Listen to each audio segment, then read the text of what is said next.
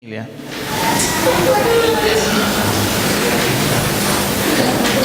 Apocalipsis particularmente es un libro que a mí me encanta, me apasiona. Es difícil de entender, tiene un montón de cosas para descubrir y otras que quizás nunca entendamos. Pero lo maravilloso es que es justamente una revelación. Y aunque la Biblia completa sea una revelación de lo que está por venir, el Antiguo Testamento es una revelación de todo el tiempo del que iba a venir, de Jesucristo. Y toda la Biblia es una revelación de nuestra vida misma, ¿no? Porque es impresionante cómo un libro que fue escrito hace miles de años atrás, nosotros lo leemos y nos habla. ¿Sí? Se está destapando algo, hay algo que está siendo revelado y descubrimos todos los días algo nuevo. Así que particularmente para mí el libro de Apocalipsis es un excelente libro, pero toda la Biblia es una revelación. Haciendo un repaso muy por arriba, muy general del libro de Apocalipsis, ¿sí? Empieza con Juan, que estaba en la isla de Patmos. Estaba preso en ese lugar porque estaba siendo perseguido justamente por hablar de Jesucristo. Entonces en ese tiempo, aún estando separado en una isla donde no podía hablar del Señor, el Señor le iba a revelar algo que íbamos a leer todos los cristianos, todos sus hijitos. O sea que ni siquiera llevándolo a una isla lejos de todo, sí, el Evangelio pudo seguir creciendo a través de Juan. En eso, viene la revelación del Espíritu y le dice que anote todo lo que iba a ver y a escuchar porque iba a ser algo iba a ver lo que estaba por acontecer, ¿sí? De ahí el nombre de revelación o Apocalipsis, que es justamente todo lo que está por venir, ¿sí? Las revelaciones, algo que se destapa, algo que el Señor nos está mostrando a todos lo que está por acontecer, lo que está por suceder.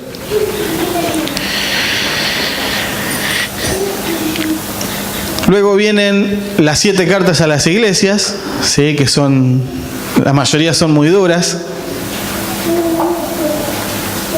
Después Juan ve el trono de Dios, ¿sí? Donde el Espíritu le dice que le va a mostrar todo lo que va a pasar. Después ve el cordero y el rollo. No sé si se acuerdan que Juan se puso triste y lloró porque no había nadie que pudiera abrirlo, ¿sí? Nadie que era digno, pero de repente el ángel dijo, hay uno solo que es digno, que puede abrir el rollo. Amén. Y ahora estamos viendo los sellos, ¿sí? Los 7 sellos. ¿Alguien me puede resumir en 2 palabras lo que estuvieron hablando el miércoles pasado? En 3 o 4 oraciones, algo cortito. O al menos el tema. Porque de repente todos miraron para el costado, se rascaron. Hablamos sobre los 7 sellos justamente, qué representaba cada sello. Y al final de todo nos damos cuenta de todo lo que iba a acontecer, que la gente iba a querer ocultarse porque estaba viendo el rostro de Dios y que nadie iba a ser, nadie se iba a poder esconder del rostro de Dios. Exactamente. ¿Todos escucharon? ¿Sí? Entonces se descubrieron, hasta ese momento se descubrieron 6 rollos, ¿verdad? Bueno, el estudio de Apocalipsis de hoy, el 8, ¿sí? Vamos a ver lo que sigue. ¿Qué sigue después del 6º rollo? No sigue el 7º. Era exactamente lo que quería que respondan. Era una pregunta engañosa. No, después del 7º rollo hay como una pausa en el medio, ¿sí? Y vamos a leer un poquito en Apocalipsis 7.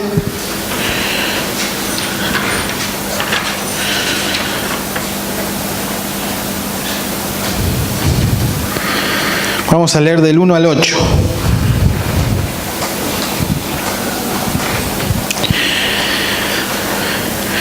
Dice así: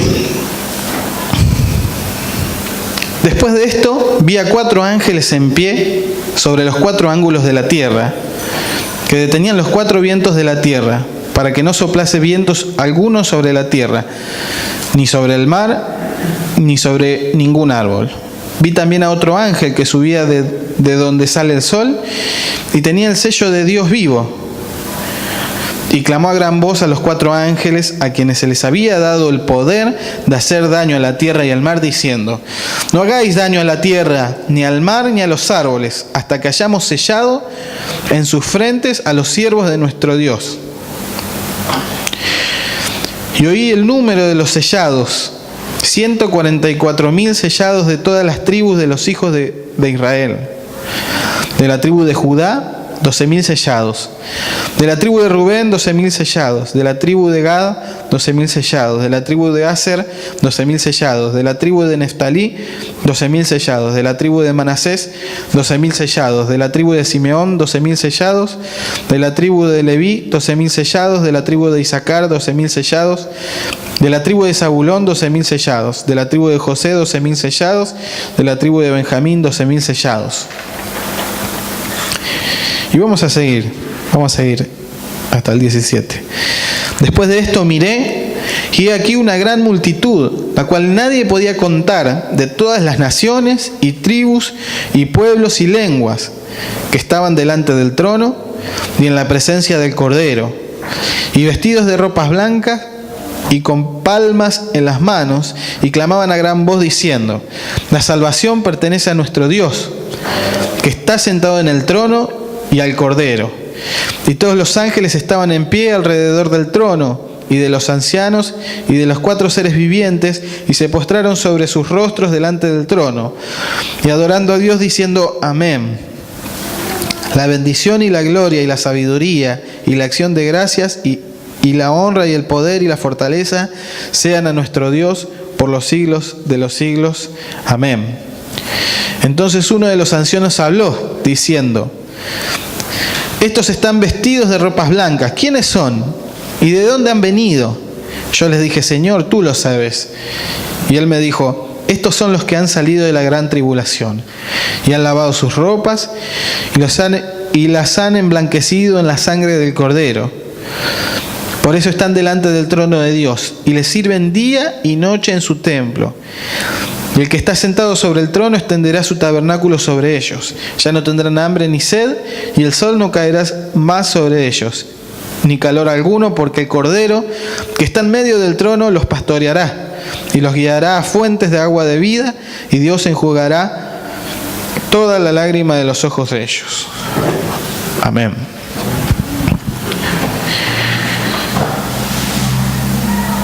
Hermanos, si yo un día me voy a una isla a pescar y de repente el Señor me muestra todo esto, no sé cómo voy a reaccionar. No sé cómo hubiese reaccionado yo si hubiese estado en el lugar de Juan. No sé, me desmayo, pierdo la conciencia, no entiendo nada, me río. No sé, imagínense ustedes qué harían si estuviesen en el lugar de Juan. Es algo terrible, ¿no?, lo que vio. Y difícil de interpretar. Ahora acá podemos ver, vamos a ir desglosando los versículos para ir viendo de qué hablan, porque acá hablan varias cosas. Al principio, del 1 al 3, habla de algo que pasó con los ángeles. Ustedes vieron que todo lo que leímos en ningún momento habla del séptimo rollo, que se abrió. Dice que había un ángel que lo tenía, pero en ningún momento dice que se abrió. Entonces, acá lo que está pasando entre el sexto y el séptimo rollo es algo que el Señor quiere mostrar, que quiere revelar, una explicación antes que se abra el séptimo rollo. Amén.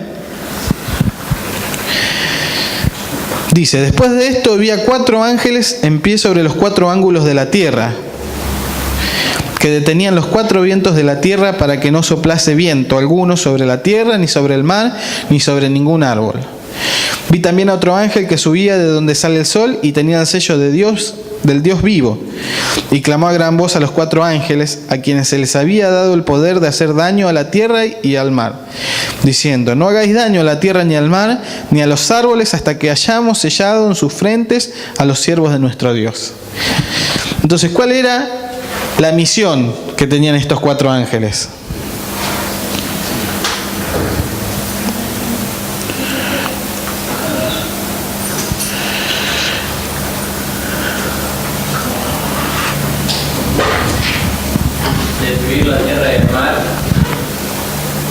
Exactamente. Ellos tenían el poder, ¿sí?, de destruir la tierra. ¿Sí? Se cree que son las fuerzas de destrucción, ¿no?, que van a venir sobre la tierra en los últimos tiempos. Pero fíjense qué misericordioso que es el Señor, que qué pasó. ¿Por qué no destruyeron todo? Faltaba algo. Exactamente, faltaba sellar, ¿sí?, a los redimidos, a los hijos de Dios. ¿Y quiénes son esos?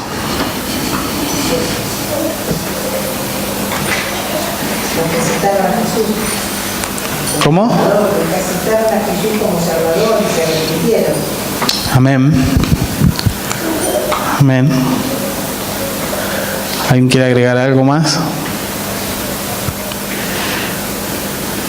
Pablo, sí. Quería agregar, porque viste que siempre, justamente vos leíste la importancia del Apocalipsis, ¿no?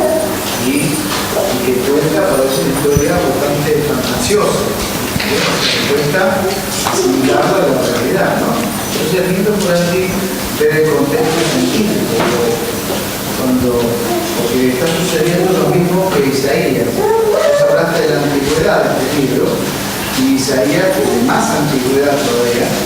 Sin embargo, fíjate que cuando dice los ángeles pararon los 4 ángulos de la tierra, ¿quién era el único que podía hablar a redondez de la tierra? Sino Dios. ¿Se entiende lo que estoy diciendo? Sí. O sea, el origen divino de esto, la visión de Juan, está totalmente respaldada científicamente.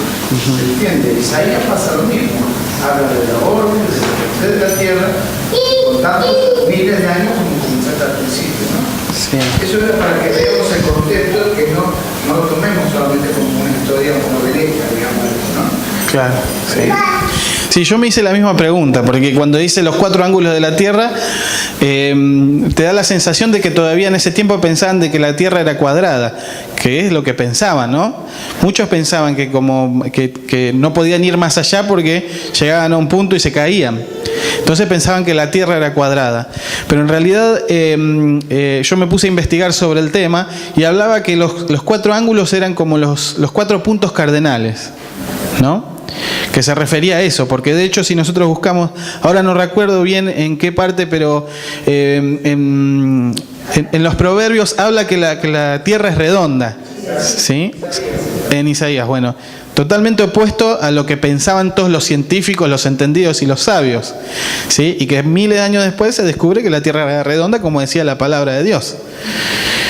Pero sí, es cierto, y es cierto también de que es de difícil interpretación, porque justamente una persona que no le interesa la palabra de Dios lo lee y no le va a entender. Pero un hijo de Dios, ¿sí?, que está buscando la palabra, que está el Espíritu se lo revela, ¿sí? Bueno, eso pasa no solamente con esto, sino con toda la Biblia, pero a mí me da la sensación, esto es algo mío, de que Apocalipsis es algo que se destapa no a todos, a cualquiera que pueda abrir la Biblia y leerla sin importarle, sin ninguna importancia, sino que nosotros estamos estudiando en un contexto donde ya no es lo único que vemos, sino que vimos todo el resto de la Biblia, el Antiguo y el Nuevo Testamento. Entonces tenemos herramientas para poder descubrir a qué se refiere cada cosa, ¿no? ¿Cierto? Pero sí, es cierto, porque imagínense que cuando habla del Cordero, habla que tiene 7 cuernos y 7 ojos, ¿no? Entonces vos decís, bueno, la verdad que es bastante fantasioso. Pero bueno, en fin, por eso arranqué diciendo que el libro de Apocalipsis es un libro difícil, ¿no? Y que también tiene, el Señor no hace las cosas como nosotros estamos acostumbrados, como nos imaginamos o como las haríamos nosotros, ¿sí? Por eso siempre es mucho más de lo que nosotros podemos imaginarnos o entender. Y todo eso tiene un porqué. Al Señor no se le ocurría hacer algo así porque, qué sé yo, quedaba lindo, porque Apocalipsis le voy a dar un toquecito más de ciencia ficción, sino todo tiene una simbología, todo tiene un porqué, ¿sí?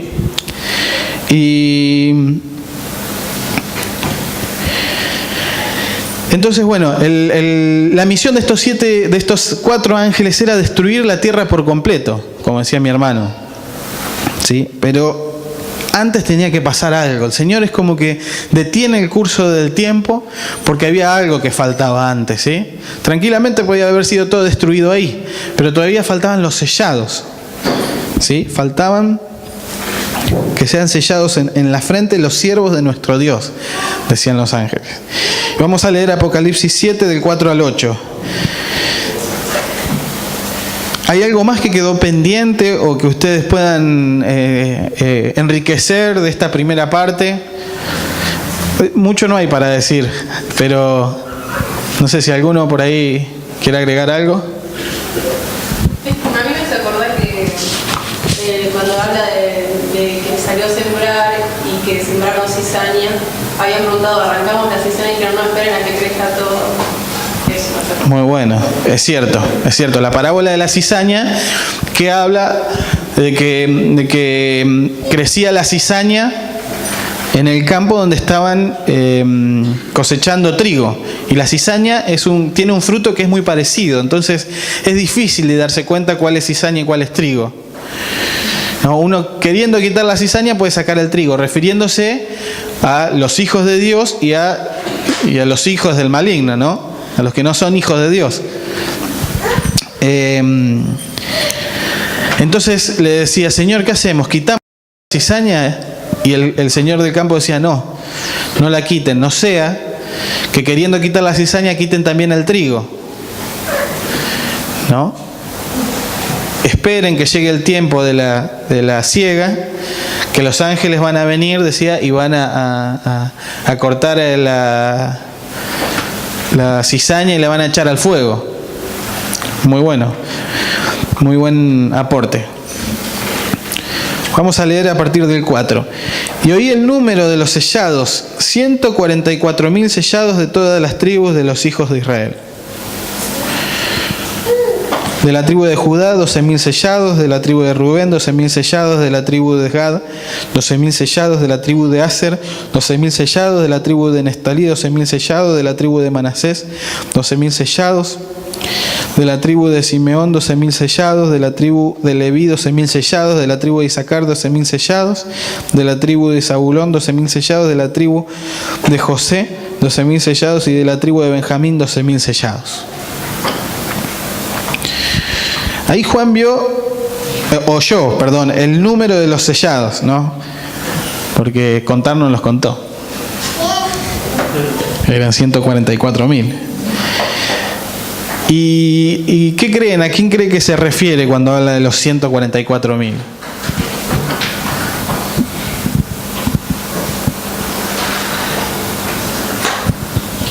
¿Fueron exclusivos por Dios? Solo tuvieron la vida de él. Ajá. Solo probaron que vivieron la vida en un momento de él. Sí. ¿Alguien más? Que andaba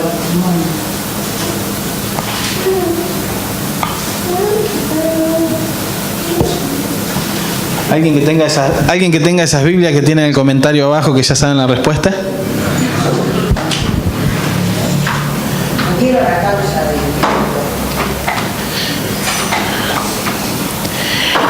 Bien, vieron que habla de los 144.000 y los divide en 12.000, ¿no? De las tribus, de todas las tribus de Israel.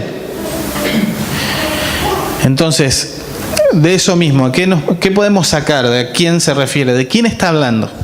Porque más adelante va a hablar de por ahí de aquellos que sufrieron en la primera parte de la gran tribulación. Pero en este momento, ¿qué creen? Lo que digan va a estar bien, no tienen que saber la respuesta, simplemente quiero saber qué es lo que se imaginan cuando leemos esto de las tribus de Israel, de los 12.000 que forman los 144.000. Sí. Acá yo tengo un comentario y que cuando lo leo como que me daba a pensar eso, que son como los judíos que se convirtieron al evangelio de Dios. Como yo cuando lo leía pensaba eso, y acá hay uno de los comentarios dice que puede ser esa una de las interpretaciones. Amén. Vieron que los testigos de Jehová, ellos creen que va a haber 144.000 personas salvas nada más. ¿No? ¿Alguien me corrige? A ver, sí. No, que cuando tú me decías eso, yo pensaba en un pasaje que decía que los judíos, que muchos se habían perdido, Sí. los romanos, por buscar la justicia por medio de las obras. Sí.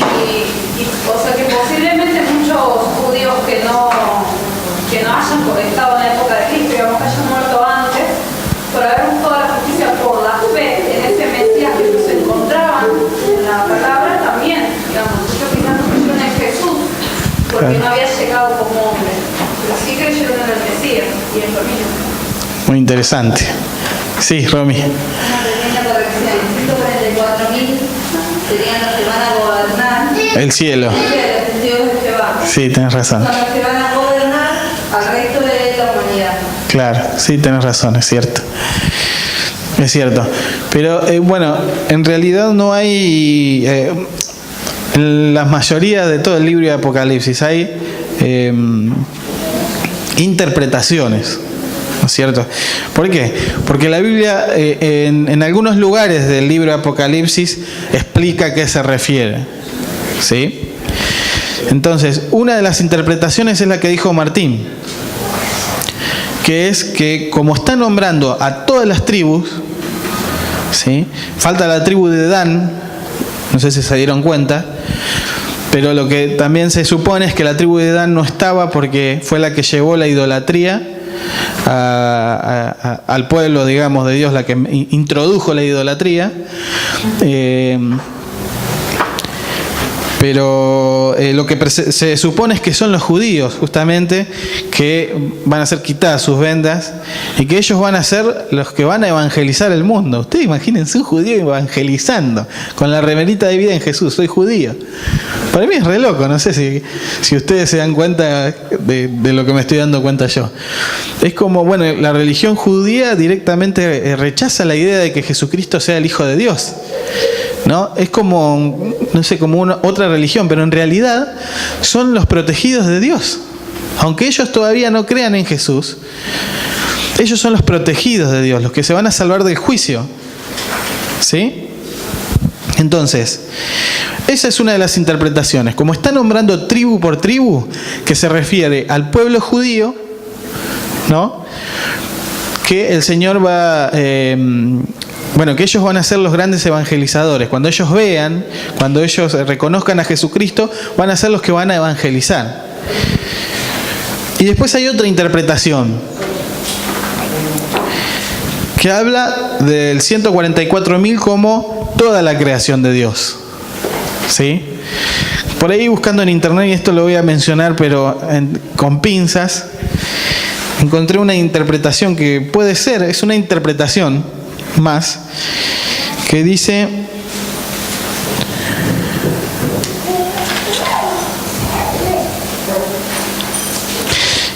que el número 144.000, ¿no? Como nombra dos veces el 4, y es como el número de la creación. ¿Por qué? Porque al cuarto día Dios separó el cielo de la tierra, separó el mar de la tierra, puso la atmósfera, y como que recién al cuarto día estaba preparada la creación para habitar. Entonces, como hay mucha simbología, mucha numerología en la Biblia, así como hablábamos que el 7 es el número de la perfección, y cuando habla de las 7 iglesias habla de toda la iglesia, también se puede interpretar que el 144.000 está hablando de toda la creación. ¿Amén? Sí, Guillermo. Es interesante, porque no eran las primicias del Señor, si podés leer el 14. Sí. Ahí va a haber medidas más claras.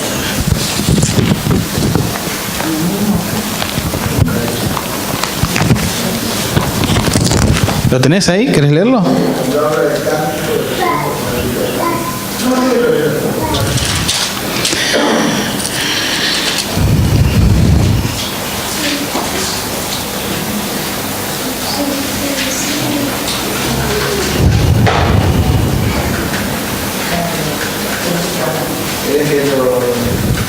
Sí, ya lo vi, pero claro, ahora entiendo a lo que te referías. En realidad, ahora vamos a llegar a eso, porque no son parte de los 144.000. Claro, pero fíjate que como son está bastante claro quiénes son los 144.000 bien desarrollados.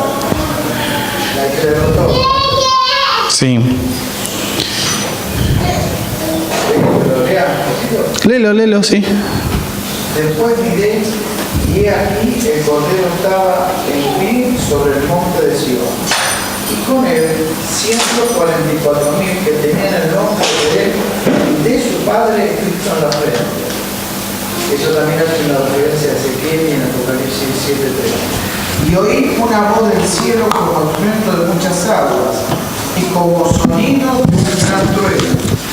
Y a la voz que oí era como de arpistas que tocaban sus arpas y cantaban un cántico nuevo delante del trono y delante de los 4 seres vivientes y de los ancianos, y nadie podía aprender el cántico sino aquellos 144.000 que fueron redimidos de entre los de la tierra.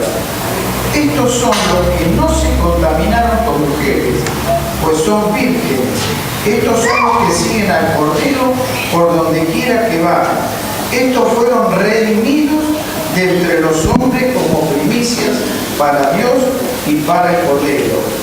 Y en sus bocas no fue hallada mentira, pues son sin mancha delante del trono de Dios. Amén.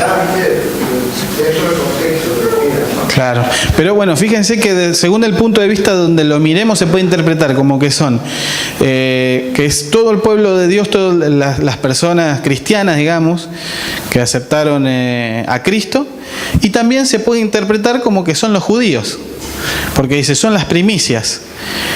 Se puede interpretar como que los judíos son las primicias, que fueron apartados, lo primero, pero también está los gentiles, que son primeros también en reconocer a Cristo como único Señor y Salvador. Por eso las interpretaciones son válidas. Son los que siguieron al Cordero. Claro, exactamente. Por eso la interpretación 2 habla de que los judíos pueden reconocer a Cristo, que se pueda referir a los judíos que después de un tiempo reconocen a Cristo y ellos son los que van a evangelizar.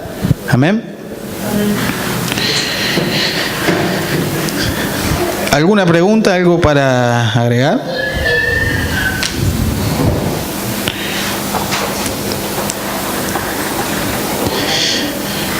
Bien.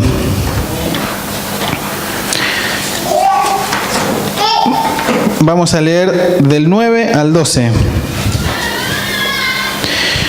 Yo lo que hice fue tratar de buscar información que distinta a la que está en el estudio.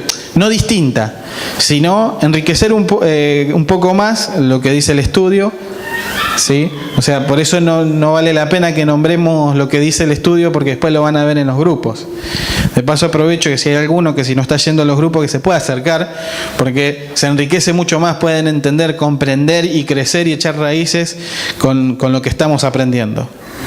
Sí, María Amor. Yo encontré el pasaje de Romanos, lo leo un ratito porque es un versículo solo. Sí. Dice, hermanos, quiero que entiendan este misterio para que no se vuelvan presuntuosos. Parte de Israel se ha endurecido y así permanecerá hasta que haya entrado la totalidad de los gentiles. De esta manera todo Israel será salvo, como está escrito. El Redentor vendrá de Sión y apartará a Jacob de la impiedad. Y este será mi pacto con ellos cuando perdone sus pecados. Perfecto, eso bueno está apoyando lo que venimos diciendo de los judíos, que ellos van a ver y van a reconocer a Cristo, ¿no? ¿Cómo dice? Que hasta que todos los gentiles se conviertan, ellos van a estar endurecidos, pero después van a ser salvos. Claro, exactamente. O sea, hermanos, los judíos es el pueblo de Dios. Su corazón fue endurecido para que nosotros podamos creer, para que nosotros podamos ser salvos. ¿Sí? Esto es terrible. Seguimos. Dice, después de esto, miré y he aquí una gran multitud, la cual nadie podía contar, de todas naciones y tribus y pueblos y lenguas, que estaban delante del trono y en la presencia del Cordero, vestido de ropas blancas y con palmas en las manos. Y clamaban a gran voz diciendo: la salvación pertenece a nuestro Dios que está sentado en el trono y al Cordero.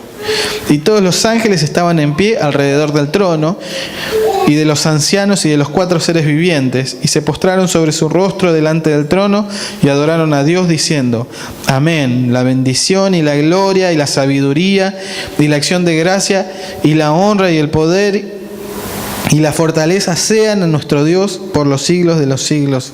Amén. Amén.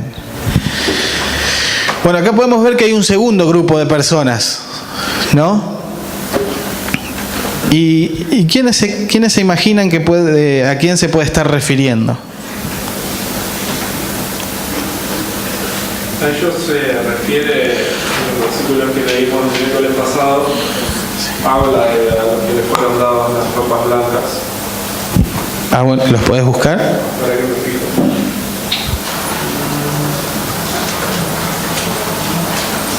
Seis, 9. Cuando abrió el quinto sello, vi debajo del altar las almas de los que habían sido asesinados por causa de la palabra de Dios y el testimonio que habían mantenido. Gritaban con voz fuerte: ¿hasta cuándo, soberano Señor Santo y veraz, esperarás para juzgar a los habitantes de la tierra y vengar así nuestra sangre? Entonces se les dio a cada uno de ellos una ropa blanca y se les dijo que esperaran un poco más hasta que se completara el número de sus consiervos y hermanos que iban a ser asesinados como ellos. Claro, sí. Sí, pero en realidad ahí se refiere a los que fueron muertos a causa del Evangelio. Acá lo que dice es que vestidos de ropas blancas y con palmas en las manos. En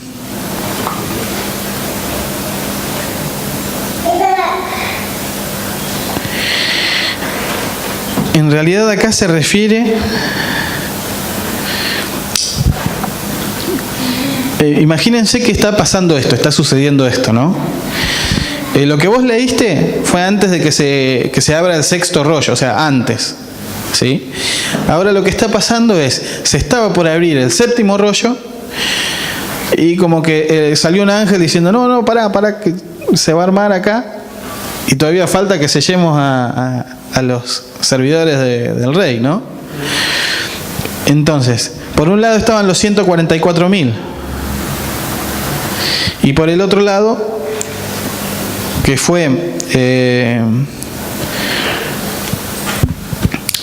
este momento, o sea, en este contexto, ¿sí?, que el Señor le revela, le muestra a Juan estas personas que eran como dice: y he aquí una gran multitud, la cual nadie podía contar, de todas naciones y tribus y pueblos y lenguas, que estaban delante del trono y de la presencia del Cordero.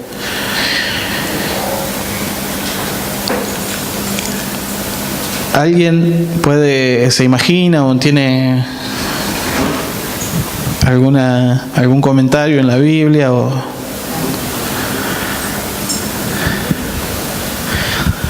Díganlo, si lo saben, díganlo. Los gentiles.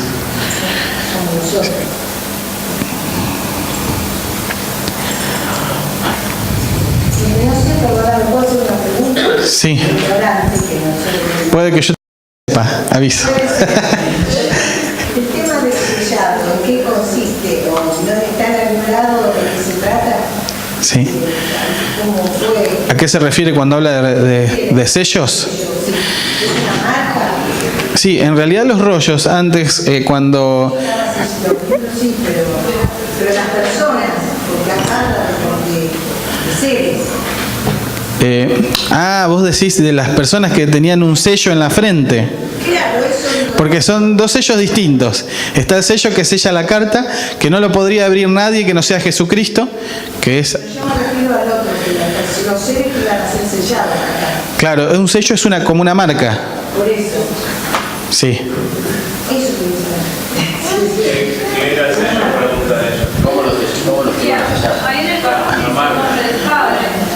¿Cómo? En el 14 que habíamos leído decía que era el nombre del Padre que tenía.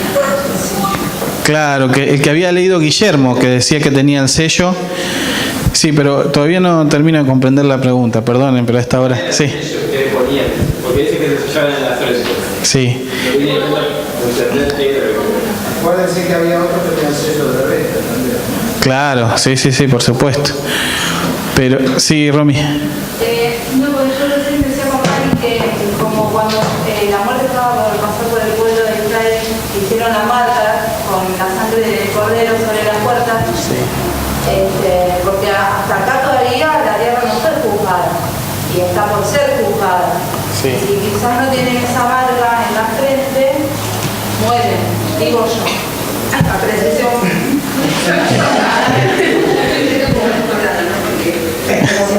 Estamos hablando del sello, de cómo son sellados.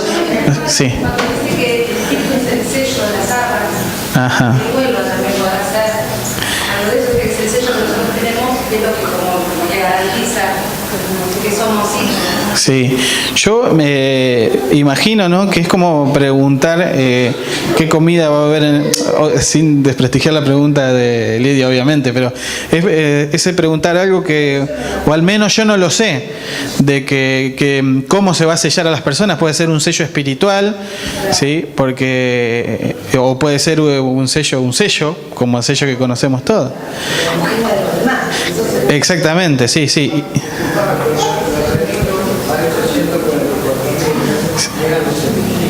den cuenta que van a ser los líderes, que realmente van a manejar todo ese ámbito. Ajá.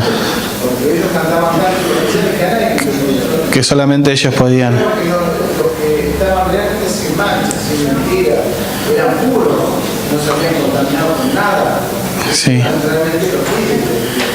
Ojalá uno pudiera estar dentro. Sí, claro. Por eso los testigos. Pero en la palabra dice, ellos reinarán o gobernarán.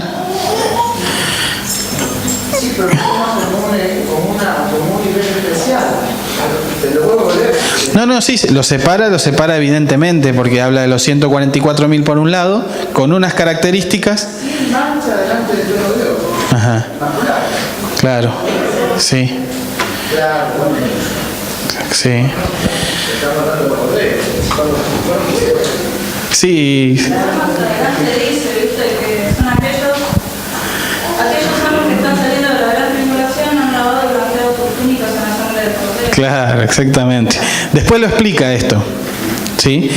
En realidad es eso lo que dice Clara, que está hablando de aquellas personas que no pasaron por el arrebato, ¿sí? Todos esperamos el arrebato. Esperemos que nos vayamos en el arrebato, si viene. Pero ¿qué pasa? Aquellos que no reconocen a Cristo se van a quedar y va a haber como un comienzo de la gran tribulación, ¿sí? Donde va a haber un tiempo donde las personas van a poder reconocer a Cristo. Y va a ser terrible porque el anticristo, ya me estoy metiendo en un terreno... Por eso está el famoso milenio. Claro, exactamente. Va a haber 1000 años supuestamente de paz, pero no se va a poder comprar o no se va a poder hacer nada si no se tiene la marca de la bestia. Y ahí fuimos, Clara. Y además, Andy decía que el tiempo de gracia se va a acabar, ¿viste? Y Exactamente. entonces, como va a ser re esa parte. Por eso la palabra dice, busquemos al Señor mientras pueda ser hallado. Sea de día, que venga la noche. Claro, exactamente. Entonces, después lo va a explicar a esto, a quién se refería, y vamos a leerlo directamente.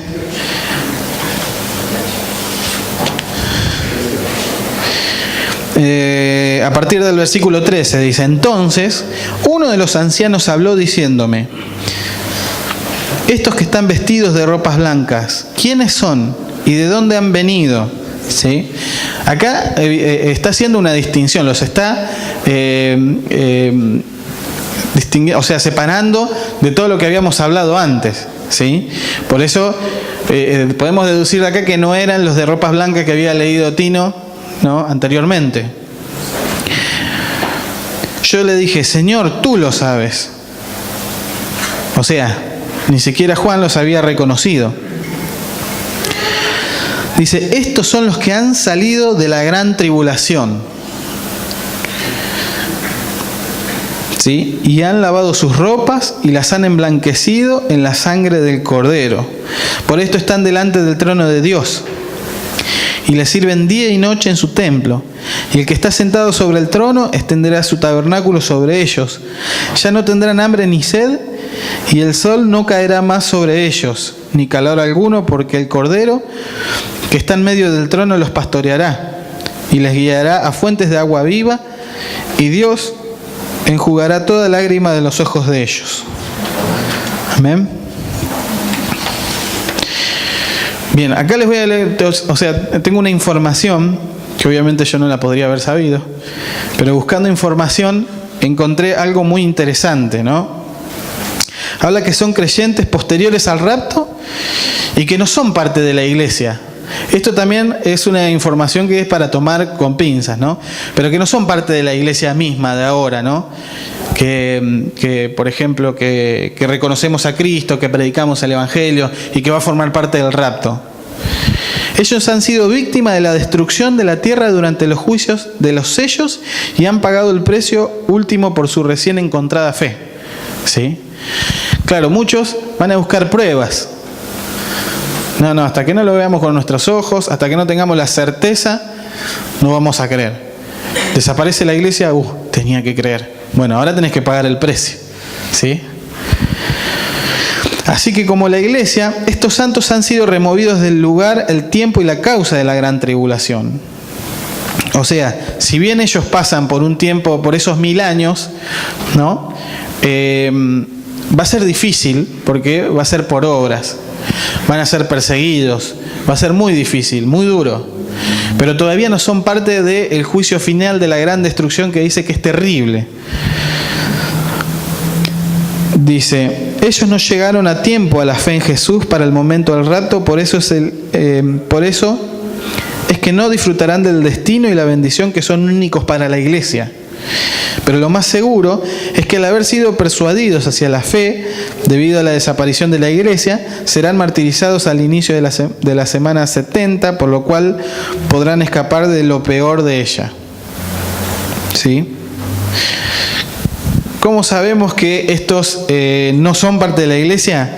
Dice, la palabra griega traducida por Dela, en la frase, estos son los que han salido de la gran tribulación que acabamos de leer, es la misma palabra traducida Dela en Apocalipsis 3:10, en donde el Señor promete la liberación de la iglesia.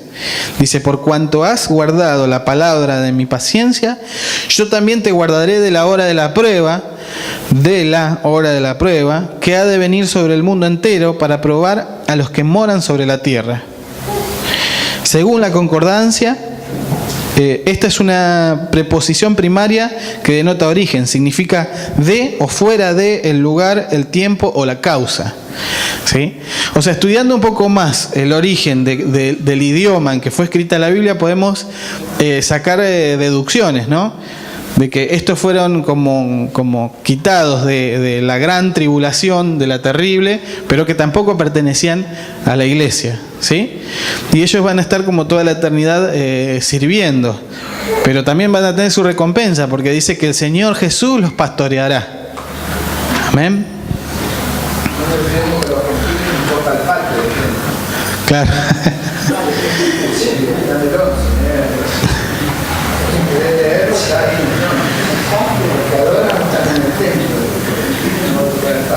Claro.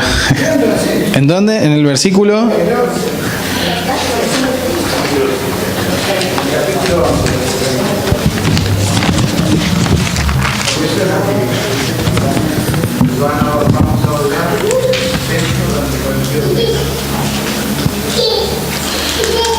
Bien, igualmente lo dejo para... Sí, pero 11 ¿cuánto? Entonces me fue dada una caña semejante a una vara de medir, y se me dijo, levántate y ir al templo de Dios y al altar y a los que adoran. Pero el patio que está fuera del templo, déjalo aparte y no lo midas, porque ha sido entregado a los gentiles, y ellos hollarán la ciudad santa 42 meses. Y y daré a mi otro contigo. Sí, acá me lo traduce como naciones paganas. Por ahí se está refiriendo a otra cosa. O sea, lo que realmente falta es que se entreguen. Claro. Sí. Sí. Amén. Bueno.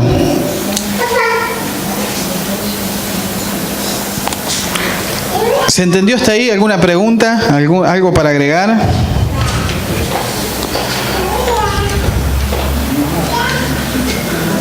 Sí, Juancito.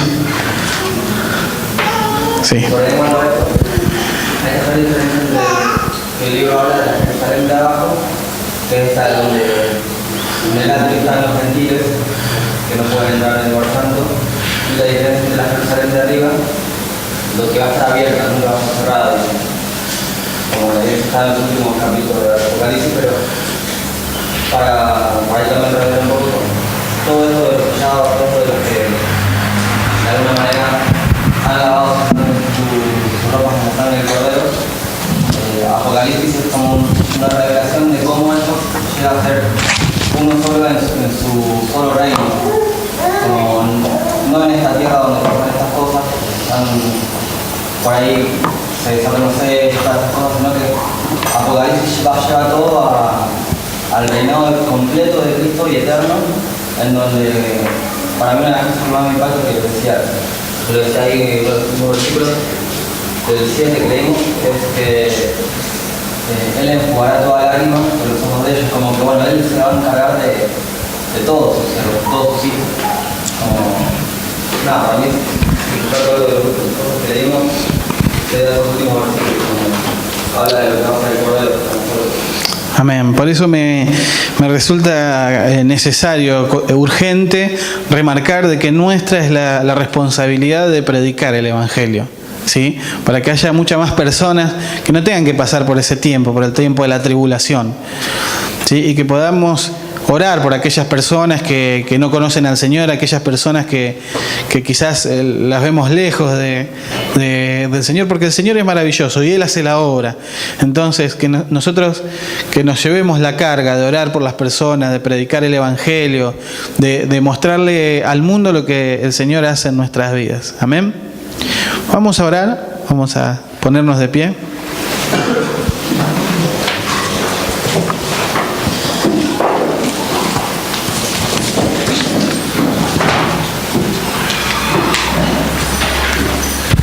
El Señor es bueno. El Señor está dando aviso. Y Él es perfecto. Aún con todos los avisos que está dando, las señales, aún con todo lo que está pasando, hay un montón de gente que no lo reconoce. No, hay un montón de personas que todavía no lo pueden ver. Sabemos que el maligno también se levantó para tapar los ojos de esas personas. Así que, hermanos, nuestra es la misión de llevar el Evangelio, de predicar a toda criatura. Vamos a orar. Señor, te damos gracias por tu palabra.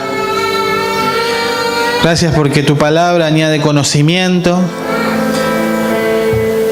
Gracias porque si aún no la podemos entender, tu palabra es sembrada en nuestro corazón y el crecimiento es espiritual. Gracias, Señor, porque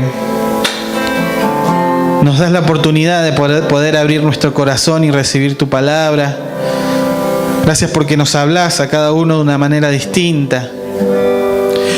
Gracias, Señor, porque hoy podemos decir, Señor, que nos has dado la oportunidad de alabarte, Señor, de conocerte, de tener una vida íntegra, Señor, de tener una vida entregada a ti.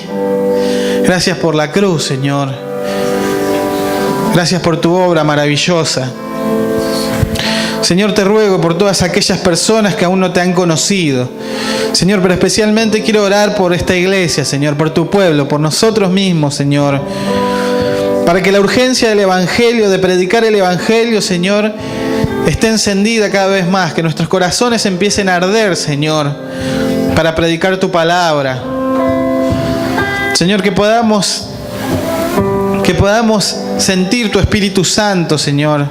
Que podamos creer, que podamos ir más allá de lo que queremos. Señor, que nuestras familias, amigos, que todos sean impactados, Señor, por lo que haces en nuestras vidas. Yo te ruego, Señor, que ninguno de nosotros pasemos desapercibido. Te ruego que tu Espíritu Santo, Señor, nos esté llevando donde quiera que vayamos, Señor. Que donde entremos se sienta en la atmósfera tu majestad, tu Espíritu Santo, tu poder, tu presencia, Señor. Aún aquellas personas que están clamando, que necesitan de ti porque ya no pueden dar un solo paso más sin ti, Señor. Que están muriendo, que están entregando su vida al suicidio, que están enfermos por el pecado, aquellos que están tristes, desolados, destruidos. Y nosotros acá, Señor, te ruego que nos utilices para alcanzarlos, Señor. En el nombre de Jesús, Padre, pon un corazón abierto, Señor, a toda situación para hablar de ti, Señor. En el nombre de Jesús, te ruego que si hay alguien en este lugar, Señor, que esté pasando por algún problema, que esté triste, Señor, que esté buscando de ti desesperadamente, que tu Espíritu Santo, Señor, lo empiece a llenar en este momento. Señor, te ruego también que si hay alguien que todavía no es libre, que lo hagas libre, Señor, en el nombre de Jesús. Señor, revelanos tu palabra, revelanos tu voluntad, tu amor, tu misericordia, Señor. Que la persona de Cristo sea revelada en cada uno de nosotros. En el nombre de Jesús, con amor, con tus pasos, Señor, con tus actos, con tu mente, Señor. Te lo rogamos en el nombre de Jesús. Que cada día podamos morir más a nosotros y vivir más en ti, Señor. Te ruego, Padre, que empieces a convertirnos, Señor, a transformar nuestros corazones en piedras preciosas para ti, Señor. Nos entregamos por completo a tu voluntad.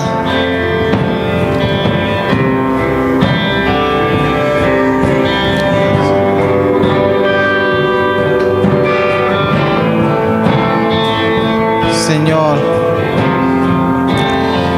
sos maravilloso, Señor. Sos grande. Te ruego que traigas una revelación aún mayor sobre la iglesia, Señor. Amor, un amor aún mayor, Señor. Que muera toda obra de Satanás. Que muera toda obra de la carne.